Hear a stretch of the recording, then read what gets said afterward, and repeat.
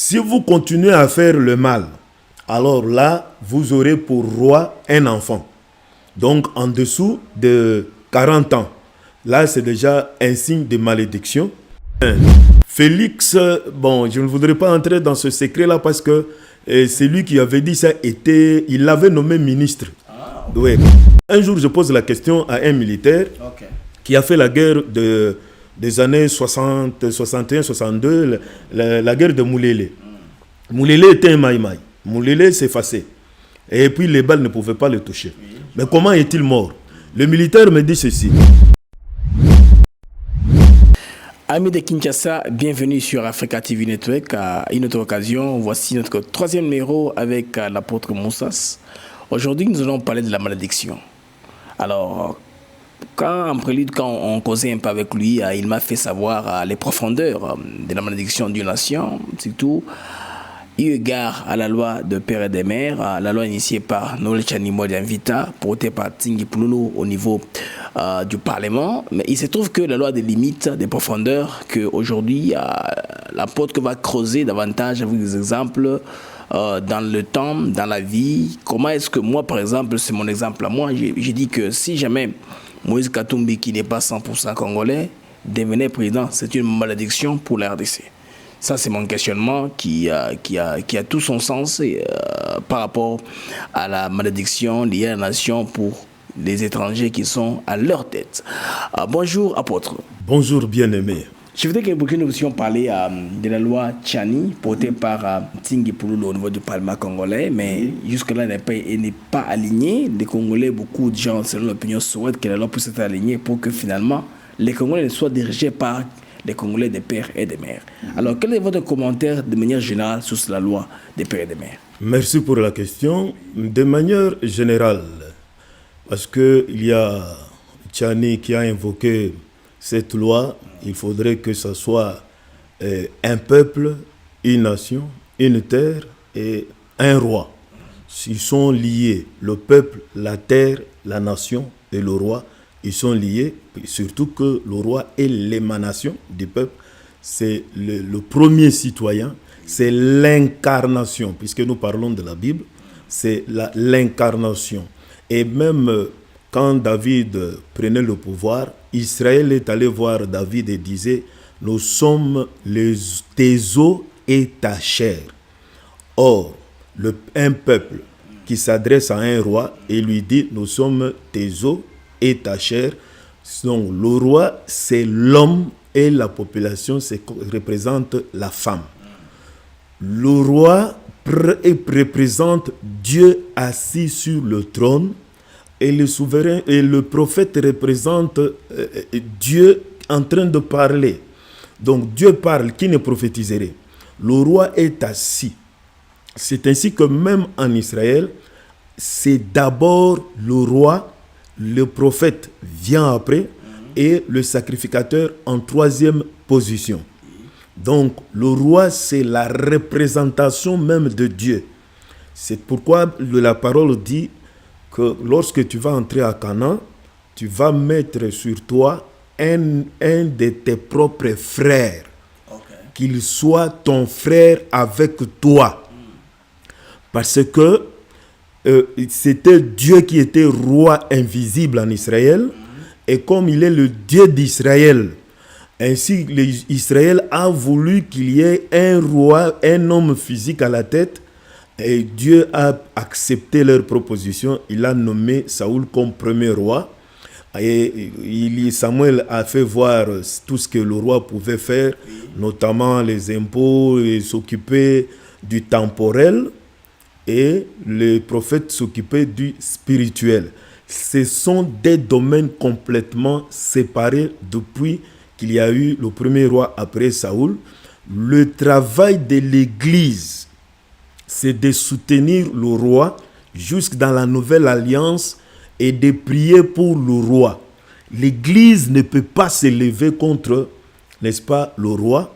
C'est uniquement le prophète qui a le droit de parler en mal du roi, non selon sa pensée, mais selon les recommandations de Dieu. Parce que le roi, toute autorité vient de Dieu. c'est Dieu qui dit au prophète, va oindre David pour roi. Va oindre tel, que ce soit même au temps de Michée ou d'Élisée, Dieu a dit à Élie, va oindre. Et le roi qui viendra, ou le prophète qui viendra, il va oindre le roi jusqu'en Syrie. Non seulement en Israël, mais jusqu'en Syrie. Donc le roi avait la latitude de mettre l'huile d'onction sur le roi afin qu'il soit participant de la nature divine et qu'il dirige selon Dieu. Mais c'est un roi lié à un peuple bien donné. Et qu'ils soient les frères de cette nation-là, qu'ils soient natifs, parce que nous les avons dit la fois passée concernant le droit des terres, c'est que il y a une bénédiction liée à la terre, et pour qu'il y ait une bonne exploitation, Dieu lui-même va choisir un roi selon sa volonté, qui est natif, afin de faire évoluer, n'est-ce pas, la nation. Et les promesses de Dieu vont devoir aussi s'accomplir. Alors, si tu es étranger, ça sera un peu difficile en ce moment-là. Alors, nos frères ont parlé en tant que des scientifiques. Ils ont aussi invoqué le passage de Deutéronome 17 qui dit que tu nommeras un roi à la tête, mais qu'il soit ton frère avec toi. Sauf que ça ne s'arrête pas là. Il y a d'autres lois qui suivent. La deuxième, c'est qu'il ne s'amasse pas de trop d'argent. Parce que si le roi s'amasse de trop d'argent, il risque de devenir commerçant et il n'a plus le temps de juger les questions utiles. Il en est tourmenté, tiraillé entre l'argent et la vie de la population. La troisième chose, toujours dans le même passage, il dit qu'il n'ait pas trop de femmes. La vie affective est capable aussi d'annihiler, n'est-ce pas, la bonne vision. Et l'argent et les femmes, il ne faut pas en avoir beaucoup, mais entre-temps, il faut que ça soit un natif. Voilà le point de départ, c'est dans la Bible. Et je vais même peut-être ajouter chez les païens, dans le livre de Genèse, lorsque Joseph a donné l'explication à Pharaon concernant les 7 années de sa sécheresse et 7 années d'abondance, Pharaon a dit ceci, « Ni t'étais toi, l'Égypte serait complètement écrasée. Alors je vais t'élever gouverneur de l'Égypte. Néanmoins, il n'y aura que mon trône qui sera au-dessus de toi. » Donc, la royauté, quel que soit le niveau de connaissance de l'économie, les services militaires que vous avez, ça ne revient qu'aux autochtones parce qu'ils sont liés à leur terre et aux promesses que Dieu a échues à chaque nation. Donc, ainsi, le roi a gardé la royauté. Il y a aussi les services de sécurité. Il y a aussi les services de l'armée. Alors, donc, sur le plan régalien, c'est que cela ne concerne que les autochtones, quelles que soient tes connaissances, qu'il en soit de l'Égypte, qu'il en soit d'Israël. Voilà un peu comment ça se passe. Alors, à partir de quel moment est-ce que la malédiction entre en danse? Parce que malédiction veut dire un pays qui ne va pas avancer, qui va stagner. On ne veut pas vivre ce cas-là. Oui. La malédiction, à partir de quand est-ce qu'elle devient effective? Parce qu'il y a des candidats ici au Congo qui ne sont pas congolais d'origine et qui le savent très bien, mais qui tiennent à devenir président en RDC. Maintenant, comment est-ce qu'on peut être muni d'une connaissance pour mieux faire les choix quand il sera question de choisir ceux qui doivent être passés au pouvoir comme président de la République d'abord? Lorsque Israël est en paix avec Dieu, et Dieu lui-même dans Jérémie ou bien dans Isaïe 9, il s'appelle le prince de la paix, et c'est Dieu qui donne la paix, c'est Dieu qui nomme le roi, et quand il est présent, le pays est en paix, le pays est dans la joie, vous aurez un natif à la tête, il y aura des prophètes dans votre pays, il y aura des sacrificateurs, donc des églises, tout va bien se passer, et chacun selon son rang. Alors, les Lévites en Israël, pour commencer à faire le travail, il y a la formation jusqu'à 20 ans. Entre 20 et 25, vous êtes lévite. Ça veut dire actuellement, tu as terminé l'université à l'âge de 23-25 ans. Oui. Tu peux maintenant commencer à travailler. À partir de 30 ans, maintenant, là, la sagesse pénètre. La Bible dit l'enfant sera sevré jusqu'à ce qu'il sache distinguer le bien et le mal. Et même Jésus a commencé pratiquement à l'âge de 30 ans. Qu'il en soit de Joseph, il a interprété le songe à l'âge de 30 ans. À l'âge de 30 ans, on devient chef de bureau, bourgmestre, gouverneur. Et à l'âge de 40 ans, on peut maintenant devenir roi. Car un homme de 40 ans, il sait distinguer la terre et sa femme. Tandis que celui qui a moins de 40 ans, il ne sait pas distinguer cela. Bon, alors, à l'âge de 40 ans, c'est l'âge pour lequel on doit postuler pour être roi. Et même dans nos constitutions, avant qu'il y ait du patrouillage, c'était comme cela. Mais quand quelqu'un prend le pouvoir, il essaie de tripatouiller, il a moins de 30 ans, mais il veut descendre jusqu'à l'âge de 30 ans. Or, ça voudrait dire que c'est le temps de malédiction. Ça voudrait dire que Dieu, comme vous agissez mal, Dieu commence à se retirer. Et quand Dieu se retire, c'est que le fondement va aussi se renverser. Le fondement va se renverser, c'est écrit dans Ésaïe chapitre 3. Qu'est-ce qui va se passer? 1.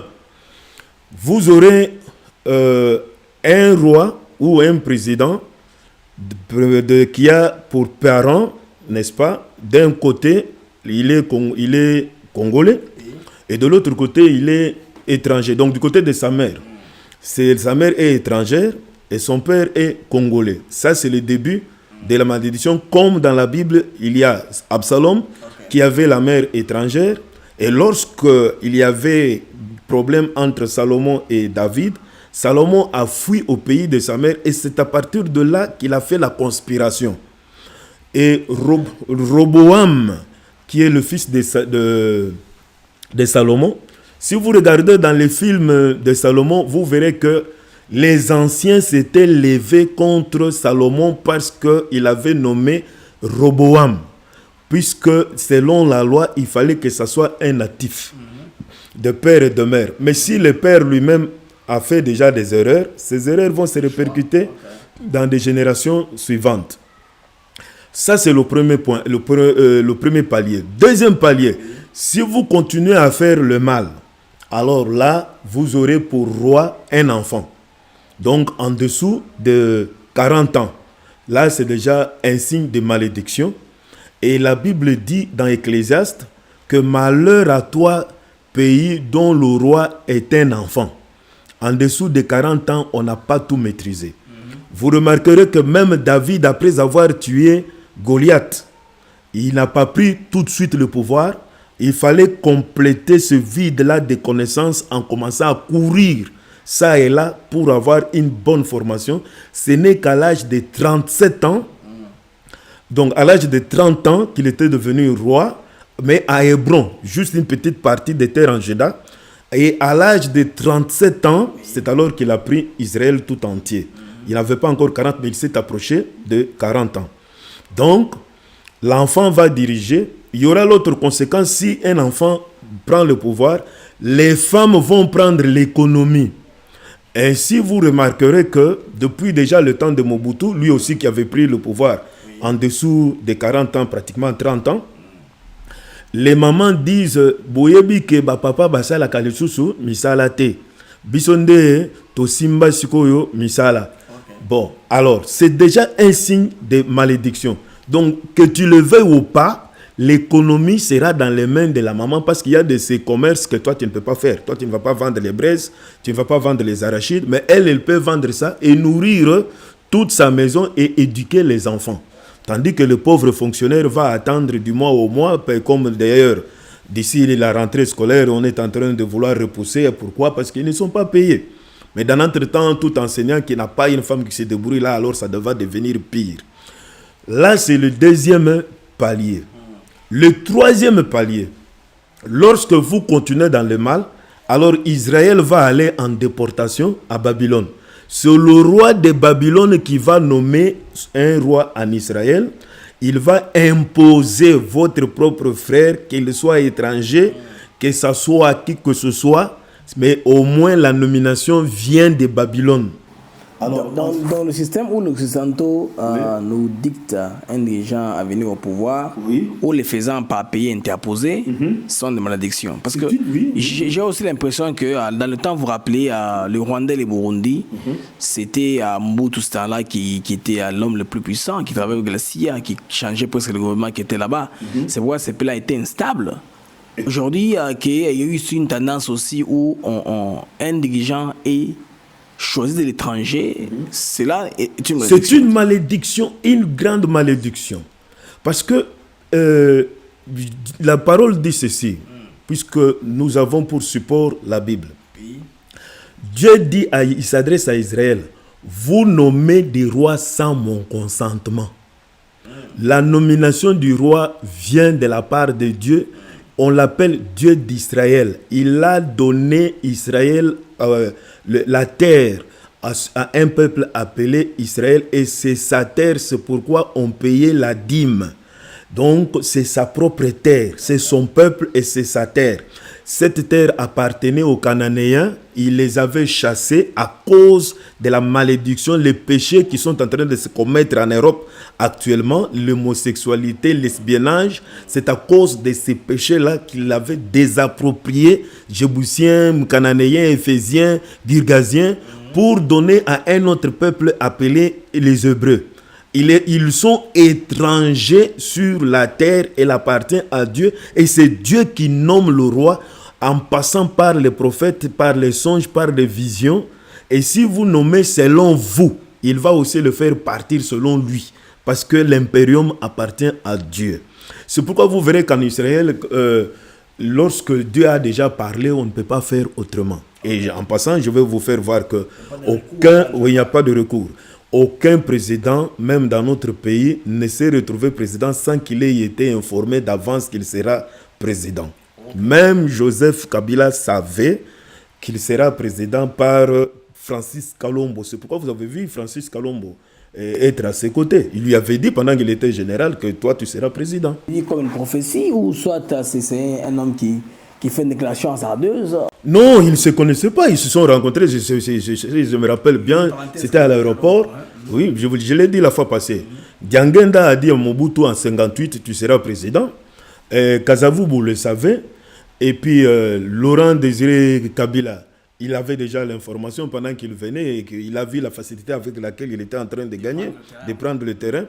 Et qu'est-ce qui fait que Joseph, tout en étant tout enfant, il prend le pouvoir? Ça ne vient pas de l'homme, ça vient de Dieu. Qui avait pris Félix Tshisekedi qui prenait le pouvoir maintenant? Eh bien, Félix, bon, je ne voudrais pas entrer dans ce secret-là parce que c'est lui qui avait dit ça, il l'avait nommé ministre. Ah, ok. Oui, il l'avait nommé ministre, je ne voudrais pas citer même le ministère, mais ça doit être parmi tous ceux qu'on avait changé dans le ministère de l'Intérieur. Quelqu'un lui avait dit que l'un des ministres de l'Intérieur, après tous les changements, vous deviendrez président. Quelqu'un lui avait dit que tu deviendras président, non seulement celui-là, mais il est allé payer la dîme dans un pays étranger. Ah, oui, il y a des signes. Je me rappelle du révérend Duncan. Bon, oui, Duncan au Ghana, oui. Au Ghana, vous avez trouvé. Oui. C'est vous qui devenez prophète. Vous voyez que, donc, c'est Dieu. Bon, malheureusement, dans un pays laïque, il y en a qui croient dans la puissance de Dieu, dans la présence de Dieu, la nomination de Dieu. Bon, il y en a aussi qui se disent, non, moi je dois me battre. Mais si tu te bats sans Dieu, mais tu n'auras absolument rien. Bon, donc, lorsque vous êtes en malédiction, Dieu se retire, lui va utiliser lui-même Babylone. Et dans la Bible, il y a les pays que Dieu a créés pour corriger Israël en cas de mauvais comportement. Parmi lesquels se trouve la Syrie qui est là jusqu'aujourd'hui. Il y a aussi Babylone, c'est pour corriger Israël. Donc quand ces pays viennent coloniser Israël, Israël sait que je ne me suis pas bien comporté avec mon Dieu. Ils ne vont pas faire la guerre contre la Syrie ou Babylone, ils vont se repentir auprès de leur Dieu et Dieu ramène le pouvoir. C'est ça ce que vous lisez lorsque vous voyez dans les juges, en commençant par avec Jephthé, que ce soit Gédéon, n'est-ce pas? La Bible dit, quand on venait les rendre esclaves, ils revenaient à leur Dieu par des cris et des pleurs, et Dieu restaurait Israël. Parce que Dieu, c'est l'armée totale du ciel et de la terre. Il écrase, et il dit autrement, je vous ai envoyé à Babylone, je vous ai vendu gratuitement à Babylone, je vais encore vous récupérer gratuitement. Donc il n'y a pas eu la guerre pour que Israël rentre en Israël.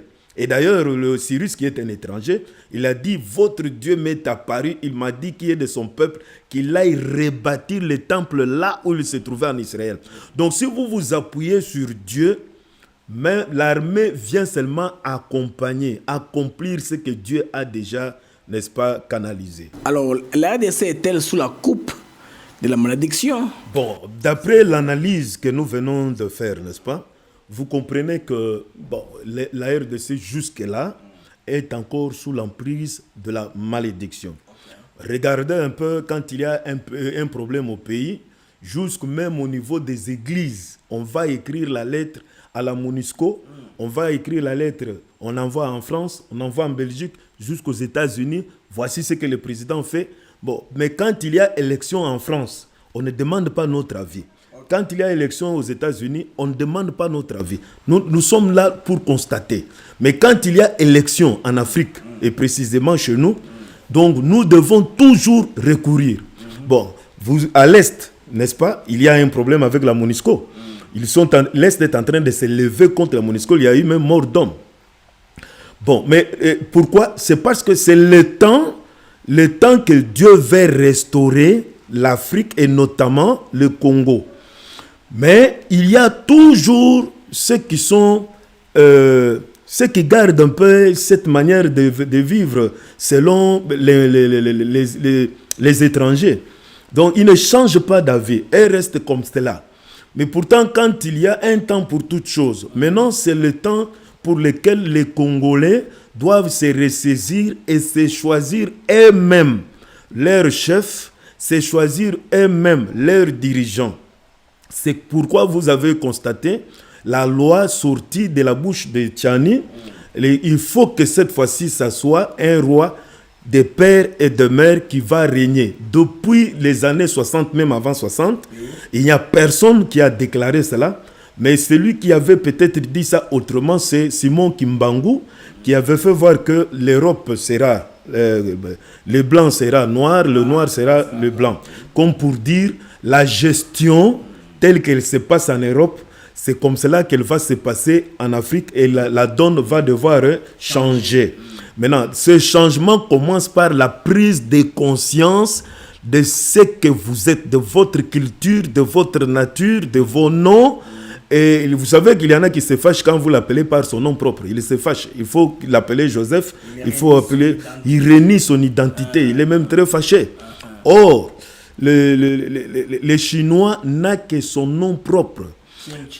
C'est tout. Il ne peut pas emprunter le nom. Donc nous avons été désacculturés, désarçonnés. Et même, on a été canalisés pratiquement dans tous les domaines. Nous avons tout, nous n'avons rien, parce que nos pensées sont tournées vers l'extérieur. Le moment de nous ressaisir est arrivé, et cela commence par la tête. La tête, c'est la royauté. La royauté doit revenir à un autochtone de père et de mère. Pourquoi? Lorsqu'il y a imprécation, ça veut dire que vous voulez parler. Quand Israël veut se mettre en guerre, et au temps de Jephthé comme au temps de Josaphat, la question c'est que vous voulez prendre le pouvoir. Mais cette terre, c'est Dieu qui nous l'a donnée. Et si vous voulez le prendre, vous allez le prendre dans les mains de Dieu. Mais si tu es étranger, tu vas parler en quel nom? Au nom de quel Dieu? Je vais devoir te surprendre. Un jour, je pose la question à un militaire qui a fait la guerre des années 60, 61, 62, la guerre de Moulélé. Moulélé était un maïmaï. Moulélé s'est effacé. Et puis les balles ne pouvaient pas le toucher. Mais comment est-il mort? Le militaire me dit ceci. Nous avons tout fait pour le tuer. Parfois, vous le voyez là-bas, il disparaît. Nous avons touché la terre. Nous avons pris le sol et même les herbes. Et nous avons fait les déclarations que j'appelle ici les imprécations. Ils ont dit, si c'est toi qui dois régner, alors que Mobutu tombe. Mais s'il est prévu que ce soit Mobutu qui reste au pouvoir, tu vas maintenant apparaître et tes fétiches là vont tomber et nous allons tirer sur toi. Et exactement après qu'ils aient prononcé ça, et directement Moulele a été atteint. C'est que le pouvoir de Mobutu était accepté par Dieu. Mais le pouvoir était accepté par Dieu depuis 1958, il était déjà informé. C'est que quel que soit ce que vous allez faire, si le pouvoir doit être échu à David, même l'armée totale, toute l'armée d'Israël n'a pas pu atteindre David qui n'avait que 600 militaires. Vous voyez? Jusqu'à ce que David agisse mal et que Dieu pardonne, ainsi de suite. Donc, quand tu as dédié le pouvoir à Dieu, alors prends pour appui Dieu et Dieu va te faire voir qu'il est réellement Dieu en toutes choses. Alors tu auras un deuxième mandat si tu t'appuies totalement sur le Seigneur. Voilà comment ça se passe. Alors, parmi les éléments qui peuvent mettre fin à la malédiction, comme on l'a dit dans les préludes de l'émission, c'est la mort subite. Oui. Nous avons eu un président qui est mort au pouvoir, Joseph, je parle plutôt de Laurent Désiré Kabila. Oui. Est-ce que ce n'est pas les prix qui ont été payés? Mais Mobutu aussi, Mobutu est allé mourir au Maroc, mais celui qui est mort au pouvoir, c'est LDK qui est même enterré au Congo. Est-ce que sa mort n'a pas été l'élément qui a fait stopper la malédiction pour inverser la tendance? Bon, la malédiction, il y a la mort subite. Normalement, le roi étant la représentation de la nation, il va mourir comme David. David a dit, garde-moi jusqu'à mon extrême vieillesse. Il est mort à 110 ans. Okay. Et enterré auprès des siens. Au pays, le pays d'origine. Ok. Vous verrez que Abraham, Isaac, Jacob ont été enterrés à Canaan. Quand bien même Jacob était en Égypte, il est mort en Égypte, mais on est allé l'enterrer à Canaan. Et en dehors de Jacob, c'est Joseph. Ses frères ont été enterrés en Égypte, mais Joseph a été enterré à Canaan. Il a dit, vous prendrez mes os avec vous, Dieu va vous visiter, et vous irez m'enterrer à Canaan. Parce que après Jacob, c'est Joseph. Joseph était un roi après Jacob.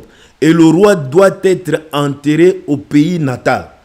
Faute de quoi, le pays est en l'air.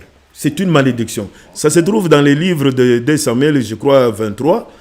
Saul était abandonné et que après des années, David avait compris la chose. Dès qu'il avait enterré, la paix est revenue au pays. Donc, la personnalité du roi, c'est tout autre chose. Alors, je reviens à la question. Oui. C'est que si le roi, donc la malédiction, c'est à l'événement ou après l'événement. Donc, si la mort vient, ça inaugure la fin de la malédiction ou bien le début de la malédiction. Okay. Voilà comment ça se passe. Alors, l'exemple que vous avez donné de Laurent Désiré Kabila. Ici, ça démontre qu'il y a eu les deux à la fois. Il y a eu le début de la malédiction et la malédiction a continué avec Joseph. Dans quel sens? Joseph, quand il a pris le pouvoir à l'âge en dessous de 30 ans. Or, nous avons dit que si vous prenez le pouvoir... On le critère de 40 ans. Okay. Comme il n'avait pas 40 ans, ça veut dire que la malédiction continue. Et Mobutu, ça montre la malédiction dans quel sens? Il n'a pas été enterré au pays. Et jusqu'aujourd'hui, son corps trime au Maroc. Il a voulu enterrer temporairement. Temporairement. Vous verrez que le premier ministre Patrice Emery Lumumba, bon, quand on a rapatrié la dent, on a changé les lieux d'enterrement, on a maintenant fait cette fois-là le mausolée. Parce que cette fois-ci, physiquement, la dent représente la partie du corps humain, du corps entier. De Patrice Emery Lumumba. Même en Afrique, un peu partout. Donc, lorsque on ne sait pas rapatrier le corps, on va prendre les éléments de corps, les ongles, les cheveux, ainsi de suite. Ça représente la personne physique elle-même. Ou carrément, on donne les cendres comme font les Indiens. Oui, exactement, la cendre. Oui, et même Jésus dit ceci, celui qui est lavé aux pieds n'a pas besoin d'être lavé tout le corps. Donc, le fait seulement d'être lavé aux pieds, c'est déjà tout le corps. Alors, maintenant que la dent est là, c'est que c'est Patrice qui est là, puisque le corps a été... on avait brûlé ça dans l'acide, on ne peut plus retrouver. Bon, mais maintenant, le corps de Mobutu est là. Et la malédiction, la Bible dit dans Ésaïe, tu n'as pas été enterré auprès des siens, tu as été jeté comme les chiens pour montrer que tu as détruit ton pays. Ce que j'ai dit là, c'est une phrase qui se trouve dans le livre d'Ésaïe, puisque nous n'avons pas le temps de lire tout cela.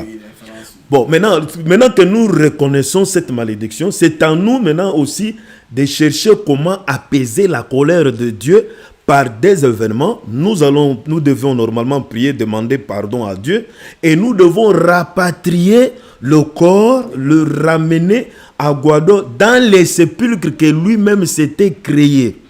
J'ai oublié encore autre chose. Il y a aussi malédiction lorsque le roi n'est pas enterré dans les sépulcres de ses pères. On l'enterre en dehors, mais à l'intérieur du pays. En Israël, lorsque le roi est frappé de malédiction, même s'il n'est pas mort par mort subite, mais il y avait un roi qui avait la lèpre, on ne l'a pas enterré dans les tombes royales. On l'a enterré en dehors, parce que c'est un humain. Mais lorsque tu as bien agi, tu vas entrer dans ta propre tombe, tu vas en paix. Mais quand tu t'es mal comporté, tu risques de perdre même la tombe et tu risques d'être enterré en dehors. Ou encore la mort subite. Toutes ces choses-là montrent que vous n'êtes pas en paix avec Dieu. C'est que Israël ou Congo doit être en paix avec Dieu par l'Église qui doit enseigner ces choses et comment se repentir. Il y avait la facilité de se repentir lors de Sun City. Nous n'avons pas agi comme cela s'était passé en Afrique du Sud. Desmond Tutu a, dans le département de paix et réconciliation, il a réussi à ramener paix et réconciliation. Chez nous, le département a été voté. Ils ont eu 3, 4, 6 000 dollars par mois, mais ils n'étaient pas parvenus à réconcilier le peuple. Il n'y a pas eu... Ils ne sont jamais parlé dans les yeux. Ils n'ont jamais, exactement. Ils ne sont jamais pardonnés. Il y a un peu d'acceptation globale ou populaire publique. Et il faut, au lieu de parler des assises dont on est en train de parler actuellement, il faut encore pour parler tout ça, ces documents, tout ça, sur le partage de gâteaux, de pouvoirs. Il faut se repentir. Car ici, il s'agit, le politique fait son travail, l'Église au Congo ne fait pas son travail. Au lieu de s'attacher aux principes divins, ils sont en train de dire, bon, non, nous accompagnons le peuple. Quel est ce peuple que vous accompagnez? Vous accompagnez le peuple selon les principes de Dieu et en cherchant la réconciliation nationale par des pleurs et des supplications. Dieu va nous dire qu'est-ce que nous devons faire.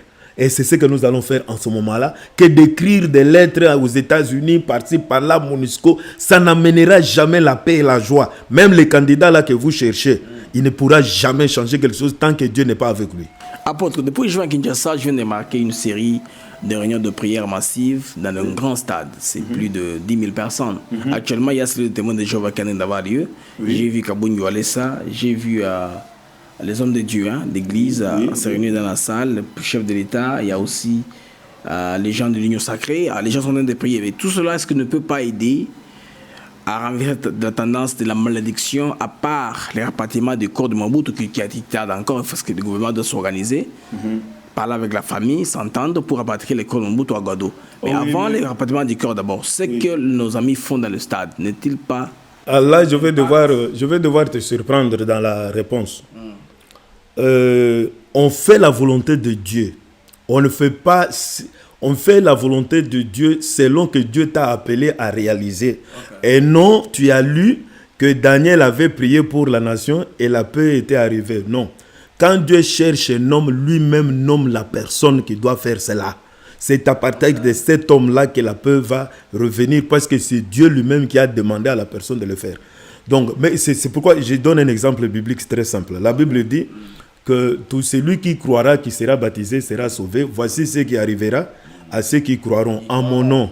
Ils vont chasser, ils vont... Est-ce que aujourd'hui, si toi tu demandes, bon, démon quitte, il va quitter. Si on donne ici le poison, on dit prends ça, tu vas prendre. Ah, non. Donc voilà le problème. C'est-à-dire que tu vas mourir automatiquement voilà. le prenant. Et même les pasteurs, nous munissons même de tous les produits, les miels, quand on est invité. Pourquoi? Les miels, les micros spéciaux pour tout cela. comment ça, neutraliser le poison. Lorsque Dieu nomme Gédéon, il lui dit vaillant héros, c'est toi que j'ai choisi. Il dit je serai avec toi. Va poser la question à tous ces gens-là. Quelle est la recommandation qu'ils ont reçue de la part de Dieu pour prier? Et à l'issue de la prière, quelle est la recommandation et qu'est-ce qui arrivera? Être homme de Dieu, ce n'est pas le fait que tu es serviteur, donc chacun selon le domaine qui lui a été donné. Donc, je ne les critique pas, mais néanmoins, par ma connaissance, il faut que ce soit celui que Dieu lui-même avait dicté, avait nommé, et qu'il emporte maintenant la population dans la prière. C'est alors qu'il y aura les changements. Nous sommes en train de parler des points qui peuvent mettre fin à la malédiction. Oui. Il nous aura une élection au mois de décembre. Alors, ce rendez-vous électoral-là, si les Congolais massivement votent en prenant compte de ne lire que les Congolais qui sont des pères et des mères pour éviter la malédiction, est-ce que cela peut aider à l'enlever la malédiction que nous courons encore?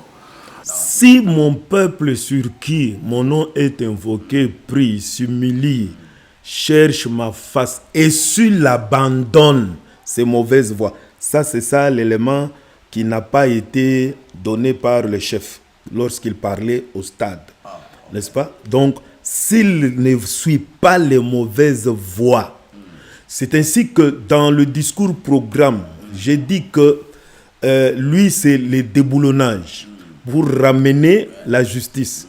C'est ça, suivre les bonnes voies, abandonner les mauvaises. Maintenant, je te pose la question, quand bien même c'est toi qui as le droit de me les poser. A-t-on abandonné les mauvaises voies? Bon, si le roi se penche sur la bonne voie, eh bien, il y a lieu que Dieu comprenne et aide à ce qu'il y ait changement. Parce qu'il n'y a pas de mauvais... Il y a toujours la tête qui a des problèmes. Lorsque le roi commet les péchés, ça entraîne toute la nation. Mais si la nation pêche et le roi n'a pas péché, Dieu est avec le roi, il lui donnera les capacités du changement. Et c'est ce à quoi nous sommes en train, n'est-ce pas, d'assister, pourvu qu'il tienne bien les manettes. Sauf qu'il y a ici le problème du système démocratique aussi qu'il doit suivre. Il doit suivre la voie de la majorité. C'est donner la majorité dans tout le rang. Il ne sait pas suivre exactement le plan de Dieu, car s'il suivait, il allait chasser tout le monde. Il n'y aurait pas de ministre. À cause des pesanteurs politiques. Exactement. À cause, il est dans cet étau-là. Le plan de Dieu, tout celui qui fait le mal devrait être écarté. Or, il a le poids politique. Prenons l'exemple, le président du Sénat. Il a tout un harem. Qui est le président de Parlement. Et si tu touches à ces gens-là, tu t'y as touché à ta propre personne. Voilà. Voyez-vous? Même la ville de Kinshasa est notre exemple. La ville de Kinshasa, voilà. Dans notre temps, le plan de Dieu, c'est autre chose. Dieu merci, il venait de déboulonner la magistrature petit à petit. Mais entre-temps, il est bousculé par le timing. Le temps de réaliser le programme, plus les élections qui n'ont rien à voir avec le plan de Dieu. Ça, c'est le plan des hommes. Puisque si vous avez dit oui à votre plan selon le monde, selon la démocratie, vous êtes liés. Maintenant, tu es lié aux promesses que vous avez faites pendant la campagne électorale que vous devez réaliser. Il doit y avoir élection et réélection et c'est fini pour le mandat. Mais il est encore possible, après les 2 mandats, le référendum. Maintenant, si tu as pour Dieu appui, tu peux aller jusqu'au référendum. Parce que tu as autant de bénédictions. C'est question de réfléchir, de se dire, je me base sur Dieu et non sur les hommes.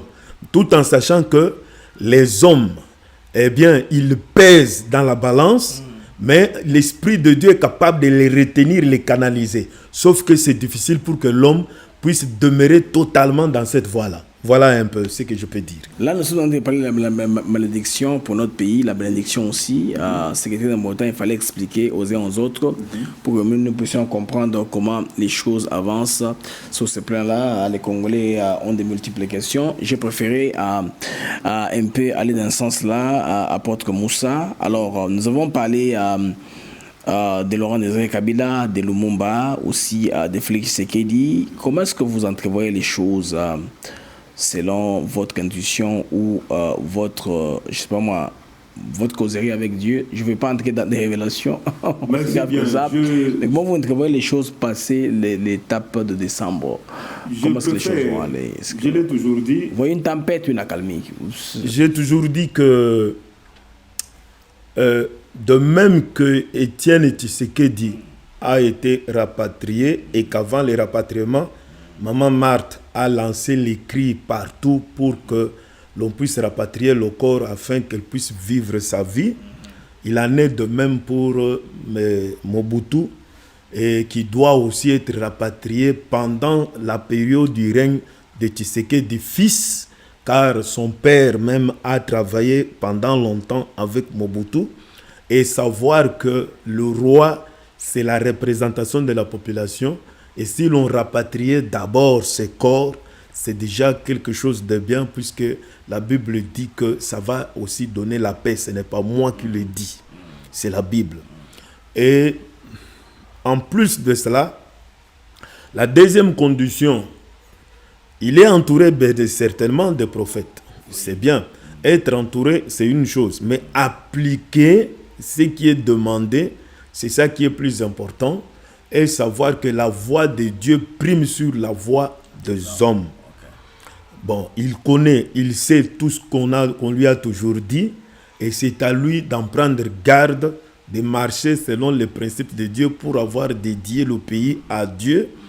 Et la Bible dit, quelle est cette montagne devant Zorobabel? Elle sera aplanie et la vallée sera comblée. Donc, si on s'appuie sur Dieu, les remontrances qui peuvent arriver seront écrasées.